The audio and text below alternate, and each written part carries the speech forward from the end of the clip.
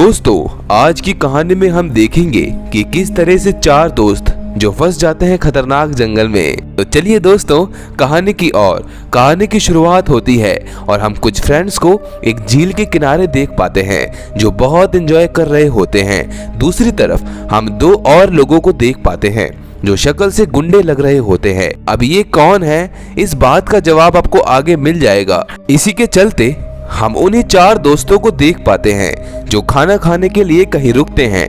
गाड़ी में हम दो लड़कियों को बैठा देखते हैं। तभी वहां पर जैसी आ जाता है जो इनको बाहर आकर खाना खाने को कहता है। इसी बीच यहाँ पर विंस कहता है कि क्यों ना हम कहीं हाइकिंग पर चले और वो जगह काफी अच्छी है।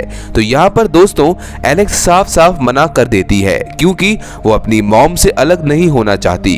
अब ये सब डिनर करके अपने अपने घर आ जाते हैं। एलेक्स जब अपने घर पहुंचती है तो वो अपने घर के बाहर अपने डैड की बाइक देख पाती है। इसका मतलब दोस्तों आज एलेक्स के डैड घर पर ही हैं। एलेक्स अपने डैड को हमेशा निक बुलाती है, जो बात उसके डैड को बिल्कुल पसंद नहीं आती। और आज एलेक्स के डैड ने बहुत ड्रिंक कर रखी होती है तो वो एलेक्स को बहुत गंदी गंदी गाली देता है। और जब एलेक्स की मॉम उसको बचाने आती है तो निक उसके मुंह पर बहुत जोरदार चांटा मारता है, जिससे दोस्तों एलेक्स अपने कमरे में जाकर बहुत रोती है और अपने दोस्तों को हाइकिंग पर जाने को बोल देती है ताकि उसे थोड़ी शांति मिले। अब दोस्तों अगले दिन वो निकल पड़ते हैं अपने सफर के लिए। बीच रास्ते में इनको एक रेंजर मिलता है जो इनको कहता है कि थोड़ी सेफ्टी से रहना और जंगल के अंदर आग जलाना भी मना है। खासकर उस वाटरफॉल के पास मत जाना क्योंकि वो बहुत गहरा है। अब दोस्तों हमें यहाँ पर पता चलता है कि विंस का नेचर बहुत अजीब है। जो उसको जंगल के अंदर करने को मना किया गया है वो वही सब करेगा। अब ये एक जगह पर रुक जाते हैं जहाँ से इनकी गाड़ी आगे नहीं जाएगी और ये सब यहाँ से अपने आगे का सफर पैदल ही तय करेंगे। बहुत देर तक चलते चलते ये उस वाटरफॉल तक पहुंच ही जाते हैं। और अब जैसे कि मैंने आपको बताया कि विंस वो सब करेगा जिसके बारे में उसको मना किया गया है।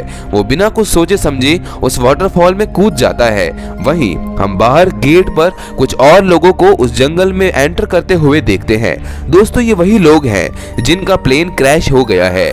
उधर बहुत देर हो जाती है पर विंस अभी भी बाहर नहीं आता। तो सभी वाटरफॉल के पास जाकर देखते हैं जहाँ पर विंस इनको मिल जाता है। और तभी दोस्तों ये सब लोग अपने सामने एक क्रैश हुए प्लेन को देख पाते हैं, जिसे देखकर एलेक्स कहती है कि हमें पुलिस को कॉल करना होगा।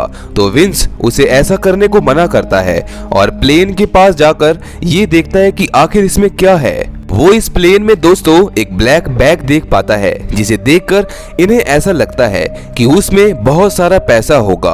पर जब दोस्तों ये इस बैग को खोलकर देखते हैं तो इसमें पैसा तो नहीं होता पर करोड़ों का कोकेन मिलता है। ये देखकर एलेक्स पुलिस को कॉल करने को कहती है पर विंस उसे ऐसा करने से मना करता है कि इसे बेचकर हम करोड़ों के मालिक बन सकते हैं। अब ये इस बैग को लेकर यहाँ से भागने का सोचते हैं।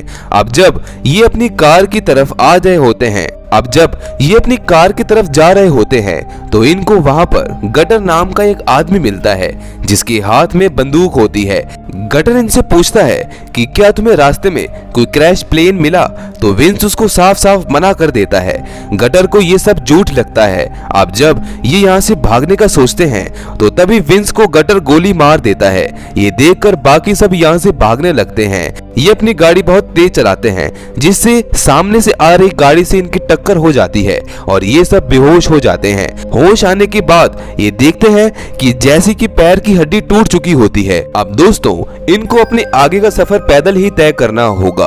अब यहाँ पर एलेक्स कहती है कि तुम दोनों यहीं पर रहो, मैं वहां जाकर बैग को लेकर आती हूँ। एलेक्स जाकर देखती है कि वहां पर ना तो विंस होता है और ना ही गटर। अब इसी बीच वहां पर माइक नाम का आदमी आता है और एलेक्स को कहता है कि तुम उन्हीं लड़कों के साथ हो। माइक एलेक्स पर बंदूक तान देता है। इससे एलेक्स बहुत डर जाती है और वो माइक को क्रैश हुए प्लेन तक ले जाती है। वहां जाकर एलेक्स को कहती है कि मैंने तो प्लेन को यहीं पर देखा था, अब पता नहीं कहां चला गया। इसी बीच सही मौका देखकर एलेक्स उस झील में कूद जाती है। हालांकि माइक उसको देख लेता है पर वो उसको कुछ नहीं कहता। इसी के चलते एलेक्स सीधा भागकर जंगल के अंदर आ जाती है। वहां पर इनको विंस दिखता है जो बिल्कुल सही सलामत होता है। एलेक्स उससे पूछती है कि तुम जिंदा कैसे हो, तो विंस बताता है कि वो गोली मेरे कंधे से होकर गुजरी थी जिससे मैं बच गया, और जल्द ही ये अपनी गाड़ी का टायर चेंज करके यहाँ से निकल जाते हैं। बीच रास्ते में इनको फिर से रेंजर मिलती है जो इनको रोककर उनकी बुरी हालत देखकर पूछती है कि क्या हुआ, तो वो सब कुछ बताते हैं, जिसे सुनकर रेंजर कहती है कि तुम अब सेफ हो और तुम्हारे दोस्त भी। इसी बीच विंस को एक बार फिर से कोई गोली मार देता है और एलेक्स को बेहोश कर देते हैं। अब जब एलेक्स को होश आता है तो वो अपने सामने उसी रेंजर को देख पाती है। दोस्तों दरअसल ये एक नकली रेंजर है जो उन्हीं आदमियों से मिली होती है। वो एलेक्स से पूछती है कि चुपचाप बता दो क्रैश हुआ प्लेन कहाँ है, तो एलेक्स कुछ भी नहीं बताती और फिर वो रेंजर एलेक्स को भी अपनी गाड़ी में बैठाकर बाहर की ओर ले जाती है। पर इसी बीच एलेक्स भी कूद जाती है और यहाँ से भाग जाती है। वहीं रास्ते में उसको विंस की लाश दिखती है जिसे वो जैकेट से ढक देती है, और वहीं पर उसको माइक भी मिलता है जिस पर एलेक्स बंदूक तान देती है, पर माइक उसको कुछ भी नहीं कहता। अब माइक एलेक्स को कहता है कि अगर मारना होता तो मैं तुम्हें उसी वक्त मार देता। ये सुनकर एलेक्स उसको कुछ भी नहीं कहती और उसके साथ आगे जाने लगती है। इसके बाद दोस्तों एलेक्स रेंजर से एक डील करती है और कहती है कि तुम मेरे दोस्तों को छोड़ दो और मैं तुम्हें तुम्हारे सारे कोकेन के पैकेट्स दे दूंगी। ये डील उस रेंजर को सही लगती है, वो अपने एक आदमी को एलेक्स के पास भेज देती है।